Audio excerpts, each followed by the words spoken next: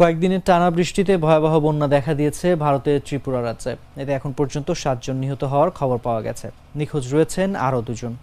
বন্যার কারণে ডুম্বুর জল বিদ্যুৎ প্রকল্পের বাঁধ খুলে দিয়েছে কর্তৃপক্ষ। এর ফলে হুহু করে পানি ঢুকছে বাংলাদেশে।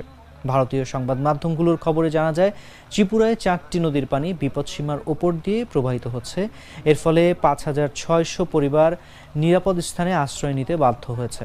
ত্রিপুরার ভেতর দিয়ে প্রবাহিত হয়ে হাওড়া নদী বাংলাদেশের ব্রাহ্মণবাড়িয়া জেলায়, ধলাই নদী মৌলভীবাজারে, মুহুরী নদী ফেনী জেলায় এবং খোয়াই নদী সিলেটে প্রবেশ করেছে। ত্রিপুরার গোমতী জেলা ম্যাজিস্ট্রেট তার অফিসিয়াল সোশ্যাল মিডিয়া অ্যাকাউন্টে জানিয়েছেন, গোমতী নদীর পানি আরও বাড়তে পারে। এ কারণে ডুম্বুর জলবিদ্যুৎ প্রকল্পের বাঁধ থেকে পানি ছাড়তে হবে।